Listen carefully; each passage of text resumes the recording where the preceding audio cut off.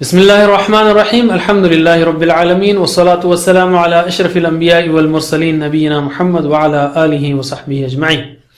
آؤ قرآن و نماز سمجھیں اس کے 29ویں سبق کے لیے میں آپ کو خوش آمدید کہتا ہوں۔ اس میں ہم انشاءاللہ خطبہ جمعہ کی یا خطبہ نکاح کی یا وہ آیات جو اکثر خطبوں میں پڑھی جاتی ہیں اس کو لیں گے، اور گرامر میں تدبرہ اور اس کے وزن پر دو اور افعال لیں گے اور کچھ فکر کی باتیں بھی، اور اسی کے ساتھ ساتھ ہم تقریباً 200 الفاظ سیکھ چکے ہوں گے جو قرآن کریم میں 49,400 بار کے قریب آئے ہیں۔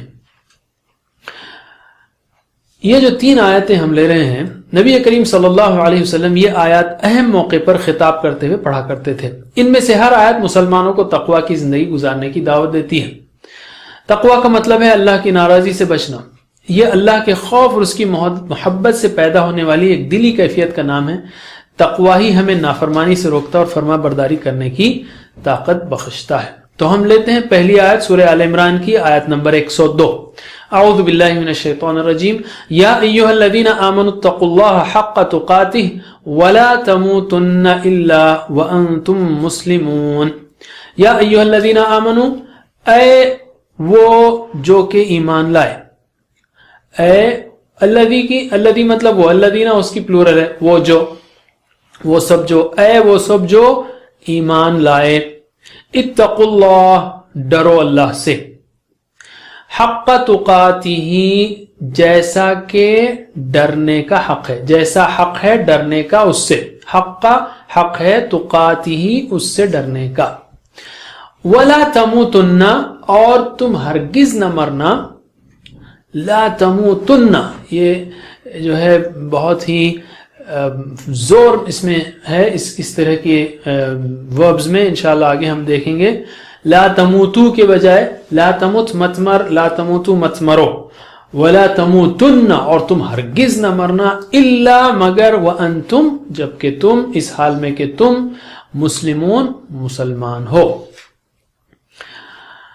قرآن میں تقریباً یا ایھا الذین آمنوا 90 بار آیا ہے، قرآن میں تقریباً 90 بار یا ایھا الذین آمنوا آیا ہے۔ اللہ تعالیٰ نے ہم کو محبت سے آواز دی ہے اور اس ایمان کی صفت کے حوالے سے آواز دی ہے جو ہم کو سب سے زیادہ عزیز ہے۔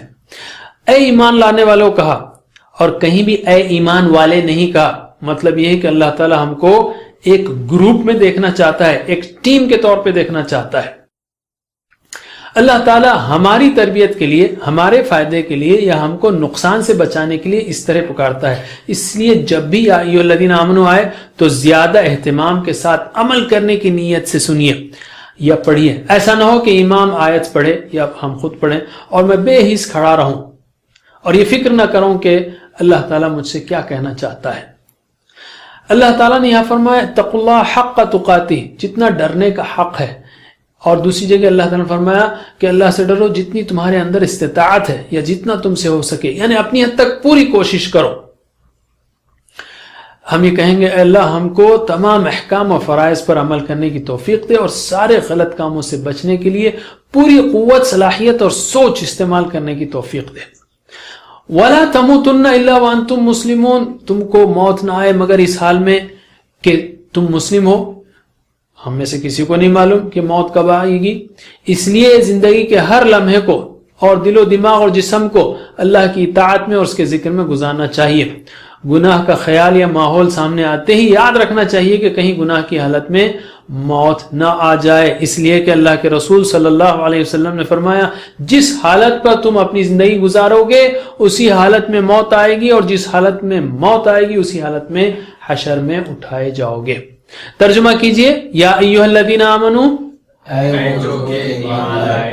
اے وہ جو کہ ایمان لائے، اتقوا اللہ ڈرو اللہ سے، حق تقاتہ جیسا حق ہے اس سے ڈرنے کا، جیسا حق ہے اس سے ڈرنے کا، ولا تموتن اور تم ہرگز نہ مرنا، الا وانتم مسلمون مگر اور تم مسلمان ہو، مگر اور تم مسلمان ہو یا مگر اس حال میں کہ تم مسلمان ہو۔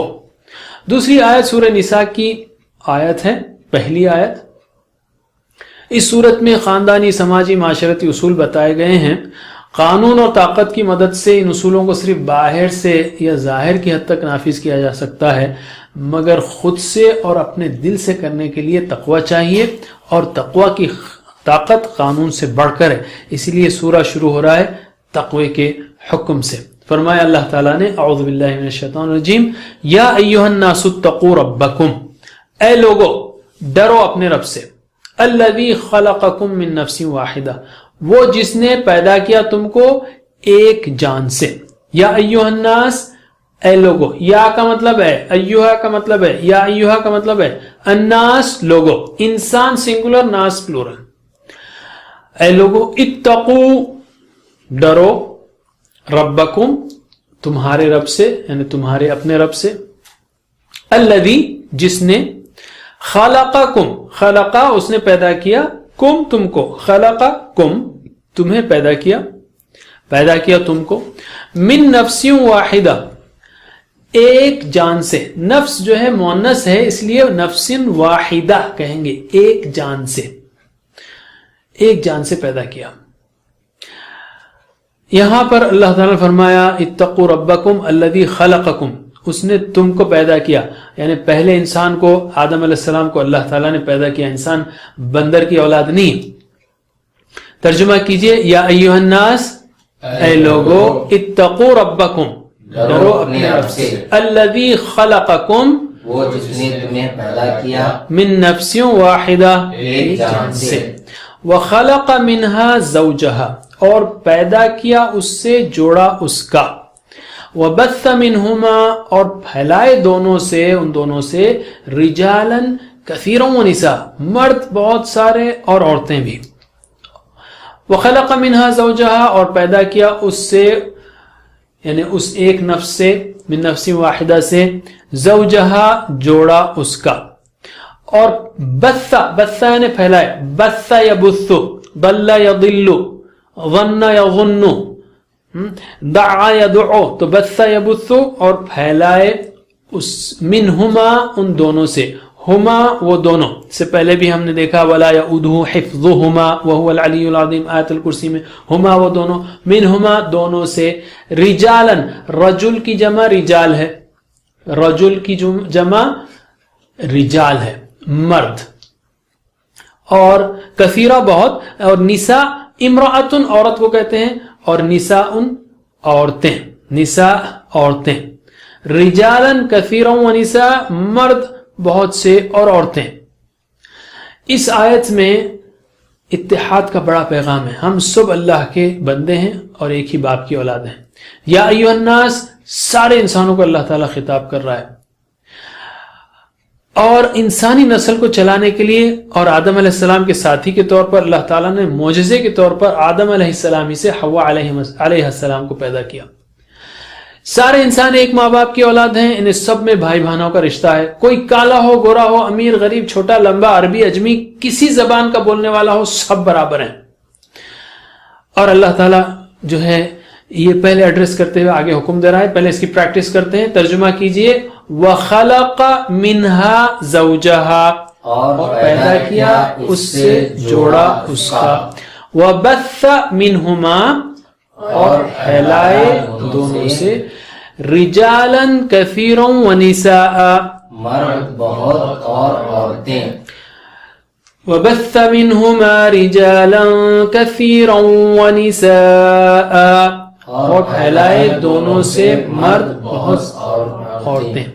واتقوا اللہ الذی تساءلون به والارحام اور ڈرو اللہ سے وہ جو تم آپس میں مانگتے ہو اس سے، یعنی اس کے نام پر، اور رشتوں سے، یعنی جس کے نام سے تم آپس میں ایک دوسرے سے مانگتے ہو، اور رشتوں سے ڈرو، یعنی رشتوں کو توڑنے سے، رشتوں کو ڈیمیج کرنے سے ڈرو۔ واتقوا اللہ الذی تساءلون به آپس میں ایک دوسرے سے مانگتے ہو، تساءلون تم آپس میں مانگتے ہو، بھی اس سے۔ رحم کی جمع ارحام ہے، رحم کی جمع ارحام ہے، رشتے۔ اللہ کے رسول صلی اللہ علیہ وسلم نے فرمایا کہ جس کو یہ بات پسند ہو کہ اس کے رزق میں کشادگی ہو، اس کی عمر دراز ہو، تو اسے چاہیے کہ صلہ رحمی کرے۔